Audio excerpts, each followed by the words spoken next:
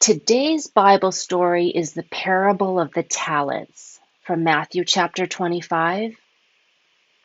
And right here is the scripture for reference. So there was this CEO who was going on a trip. And before he goes on his trip, he decides to give his top 3 executives funding for their pet projects, just to see what to do with it while he's gone. Like, are they smart enough to run this place without their leader? Let's see. So, depending on each one of those executives' ability, he decides to give the first executive $5 million. Then decides to give the second executive $2 million. Then he decides to give his third executive 1 million. Yeah, 1 million. Okay, yeah, let's do that. All right. So the first executive invests the money in electric cars, doubles his money. Second executive invests in stocks, doubles his money. The third executive, um, yeah, well, you know, he digs a hole and he buries it with his laptop and a Ziploc bag of cocaine in his iPhone.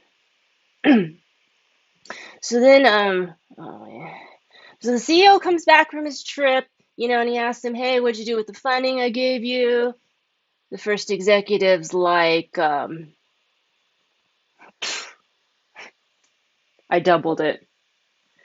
The second executive is like, "Yeah, I doubled it." And the third executive is like, "I have no idea where I buried it, but I'm pretty sure it's safe because I buried it." And the CEO is like, uh, "Okay, Elon and Jeff, I'd like to partner with you on larger projects to take over the planet." And then to the third executive, the CEO is like, "Listen, son, you know I want you to be the best version of yourself. So why did you go and become the least version of yourself?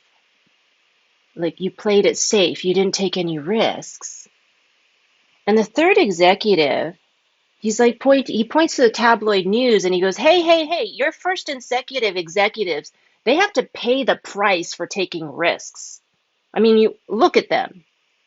That guy dated a vampire who bore him an extraterrestrial child. That other guy, he paid $38 billion in alimony. I mean, I played safe. My alimony payment's $2,000 a month."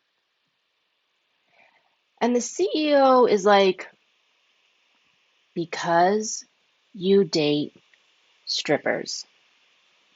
And there's nothing wrong with dating strippers. I love strippers. A lot of them have offered me so much stress relief. I mean, not to mention, they give me really valuable feedback on my communication style. I'm a little touchy feely. Hey, but the point is this. The point is this. You have relationships of convenience, and you choose easy relationships. You give little and you get little. You spend little, but you reap little. I am full of resources and I love you, but I can't have a relationship with you because you're not going to do anything with our relationship. You're going to play it safe. You're too easy and convenient. Your life is too easy and convenient. And your relationships are too easy and too convenient."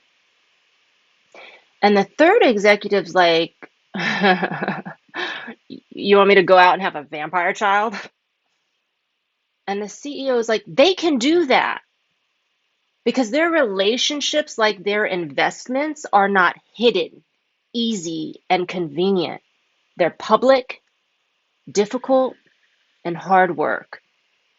And when that vampire gave birth, that relationship yielded him millions of dollars in PR. And he can pay $38 billion in alimony. because that relationship for 25 years yielded him $171 billion.